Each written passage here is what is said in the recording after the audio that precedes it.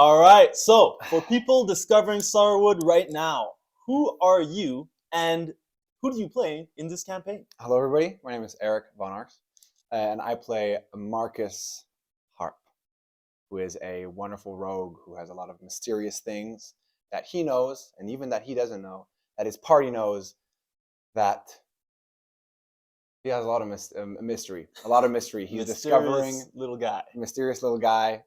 His past is something that he's trying to rebuild, and with every single piece of the puzzle, he gets closer to what box the world put him in. And I think there's another question that I will answer later on about that.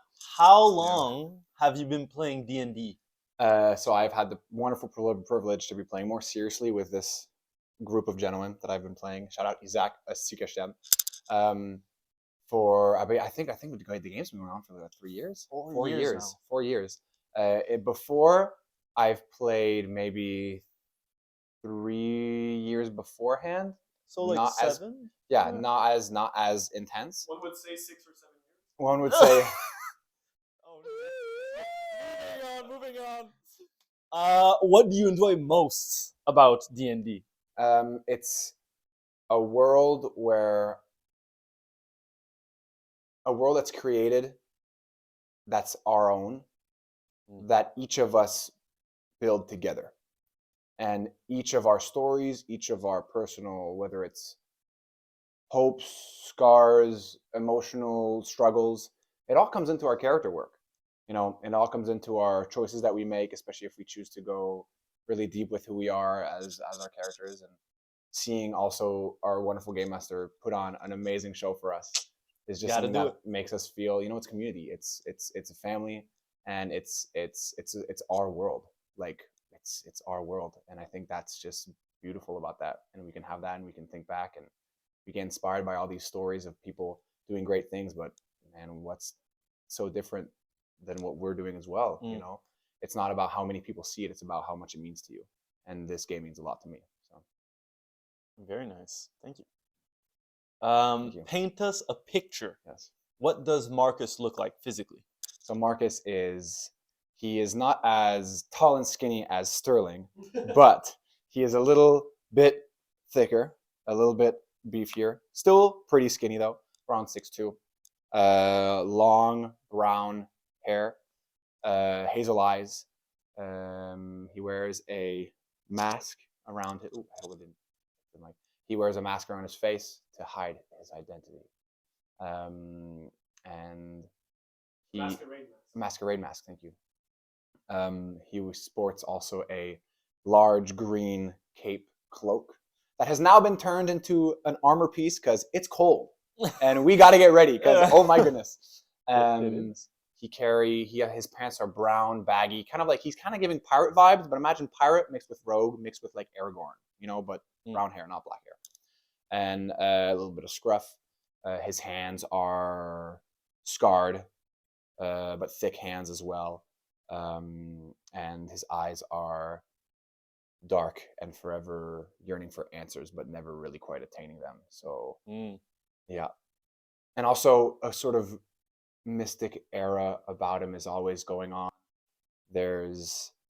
When you're in his presence, for people who probably are not the party members, because we've all been in each other's presence for so long, there's this sort of like coldness, but it's not coldness where it's like it shivers. It's coldness as in like emptiness. So people, there's Yunuasar. There's a spiritual darkness about him. Yeah. So you're not going to mention your musket? I could mention my musket. He has a big ass gun. He has a big old gun. He shoots for a living. I shoot for a living. Yeah. And do we get paid for it? Well, no.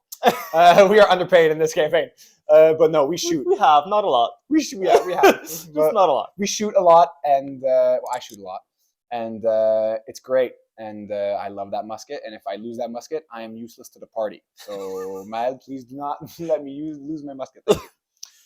In one sentence, who is Marcus? A man who constantly defies what the world has given him to shape his own fate. Yes. Yeah. Okay, Why is Marcus in Sarwood? What is Mm. his goal? Yo, that is crazy. Sarwood keeps dragging him back. Every single time he tries to leave, Sarwood's like, oh. No, you're going to come back here. It's this spiritual essence. It's something that is omnipotent from him. It's you walk in a hallway, you turn a corridor, and you realize you're right where you started. It's this, his blood ties him to the land. Mm-hmm. And he's realizing as we go through the story that some of the bad happened because of people of his bloodline. And it's almost as like there's a test, or there's a final key, or there's a final door that needs to be unlocked to finally rid this veil. And he feels tied into that. Mm-hmm. He feels tied into that not by choice, but by force. And that's why he has a lot of darkness in him, but he constantly fights because he's also sick of having to abide by rules that were forced upon him. And yeah. That's Yep. a great answer. Thank you. What is Marcus's relationship with other party members? In the beginning, it was very rough, not trusting, but through time, through arguments, through example, through inner confrontation within himself, he's realized that strength also comes from outside yourself, and especially with people who are able to give you the means to cope. He knows he can't do things alone. But I feel with the relationship that I hope to learn more about is probably Pasha. I feel like Pasha is somebody that they've saved us so many times in this party. And it's really interesting how when I think of Sterling, when I think of Zeke or Weigh-In, shout out, there were really core moments that happened. And we've had some core moments as well. But I think I'm still waiting for that moment where it's a real one-on-one, where, because we know almost nothing about our wonderful character, and Marcus doesn't like what he doesn't know. He's scared of the unknown. He's scared of the unknown. He's a fighter, but he's also going to be, il va toujours être à l'affût, because I can't prepare myself for this. So I'm always going to be ready.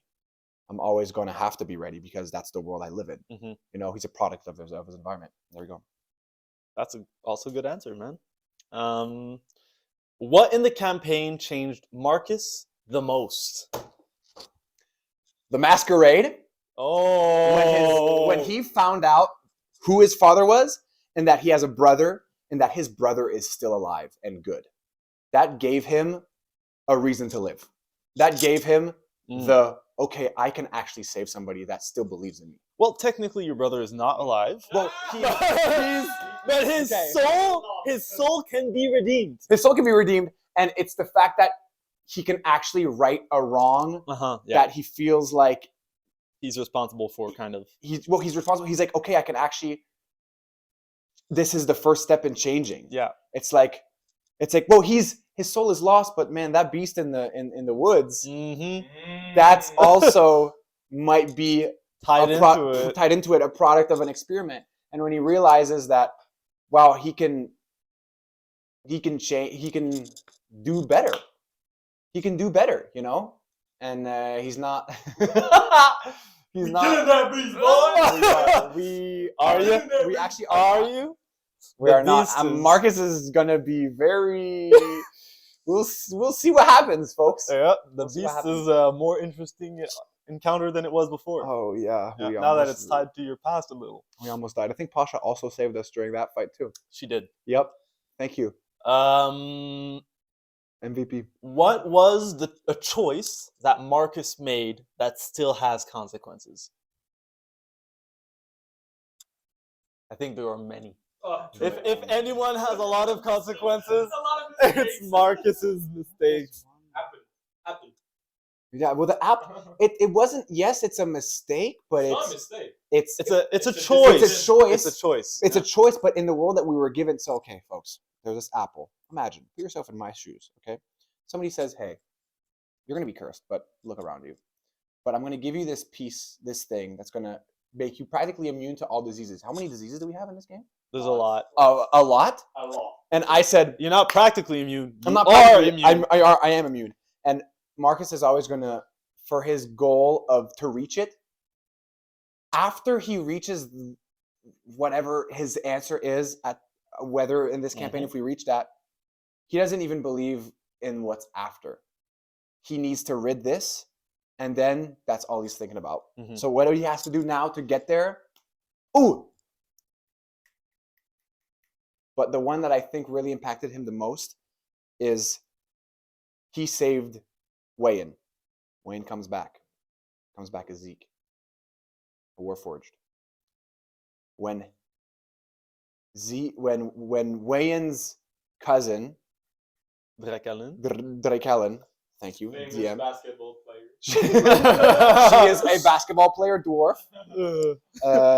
She's a really tall dwarf, so she's like 5 feet tall. No. And when Marcus brought Wayne back from the dead through a whole thing, a whole crazy scenario, crazy moment where we were there and it was so raw of wanting to save, and again that anger towards what life gives you and wanting to fight back and really tell life, no, I'm not accepting this. And her saying, I wish you would have let him die.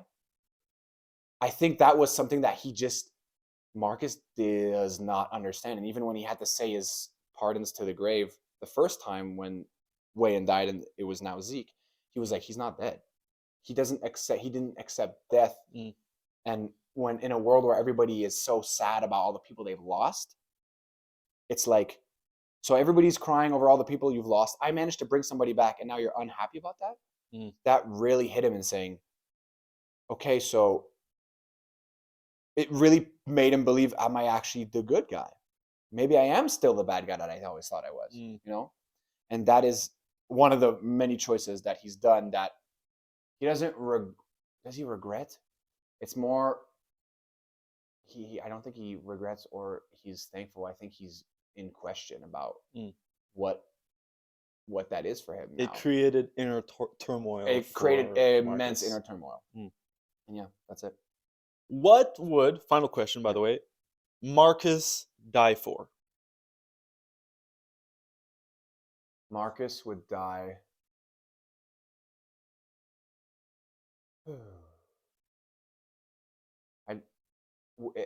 It's interesting because the thing that comes into my mind, it's not would he, it's he believes he will die in Sorrowwood for Sorrowwood. He doesn't know how. He doesn't know by what means. He knows that this is the last place he will probably roam till he dies. And that's that cage that he has in his mind. And I think he's going to die for Sorrowwood. Not by choice, but by obligation to rid his name and the land. Hey, he's the goat! The goat! We are all the goats. We All are right. a herd of goats. Eric, Yes. lightning round. Lightning round, Kip. I'm going to shoot you 10 quick questions. I want quick answers. Yeah. Some are going to be one-word answers. Some could be a short sentence. Yeah. 3 categories. First 3 questions, campaign-related. Then it's NPC-related. Then it's to your character. I'm going to... So, let's start campaign. Describe Sorrowwood. Oh, man. Dark, moist. I think it's moist. I think every single rock you see is wet. It's like, okay. It's dark. Hey, It's it rains a lot. it rains a lot. all the time. And guess what? Now it's snowing. Yep. Brother. Eric, Yes. Pinewood or farmlands? Man, I will be honest. Shit's hard. And when you get into farmlands, you're like, okay, there's going to be some little guys here and there, but at least there's the Wraith Watchers nearby. And it's like the light at the end of the tunnel. So farmlands? For me, it's gonna be farmland. Oh shit! Okay. What mystery are you most eager to uncover? Mystery that I'm most eager to uncover: the doll. What is that? What is that? What is that? NPCs most important to your character? Ooh, now, Drekalen, Okay. and also, also, oh man, I mean, of course, Evan Harp, Evan Hart. duh, but You have to choose only one character. only choose one NPC. Man, that is so. Like, I feel like there are some characters, but I think. Oh man, that's so hard. It has to be lightning though. I gotta be fast. I think it's Evan Hart for your character. I think it's gonna be honestly. Evan Hart. Yeah. Rumors, but it's Evan Hart, but also Elkin? maybe You're Elkin. thinking too much. I'm thinking too much. Yeah, I'm gonna go Evan Hart. Yeah, Greatest ally. greatest ally, Sterling. Oh shit! Like- NPCs though. NPCs. NPCs, Shut up, though. Shut up, dude. NPCs, greatest ally. Oh, what was his? You're thinking of the Riftwatcher captain? Yeah, what's his name? Belrin. But Belrin. But we've also had beef with Belrin though. Yep. It's always But he's doing it for the good of the city. actually as time goes on, the underground mob guy. Elkin. Yes. Okay. Yes. Elkin. Yes. Yes. Sorry, I finally put the image to him. Man, I hate him, but also the more you talk to him, you're like, okay, you're actually here for the city, and more respect is given to him. Mm. He sees things very. Worst That's it. enemy. Worst enemy. Worst enemy, dude. That lightning round. Bro. Snail round. Bruh. Snail round. Worst enemy is probably gonna be the weather. Probably gonna be the weather, bro. It's gonna be the stress. Oh, It's gonna be travel. Okay, character. Describe your character in one word. Impossible. Impossible challenge. Phantom. Phantom. Ooh. Greatest strength in one word. Silence. Greatest fear in one word. Truth. Power, love, or freedom. Freedom.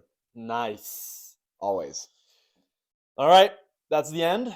I'm gonna be giving you one of the cards in this deck here. This Wild card. wild card. You get to use it once at any time.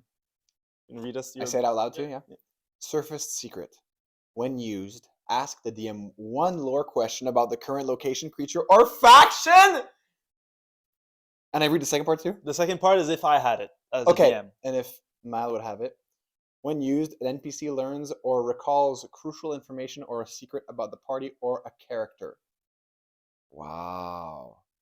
Tim, read that again. Yeah. The last one? Yeah. When used, an NPC learns or recalls crucial information or a secret about the party or a character. I wonder how I could use that. Sadly, I don't have that card, so good No. for you. Hey! Thank you, man. Good evening. Let's go!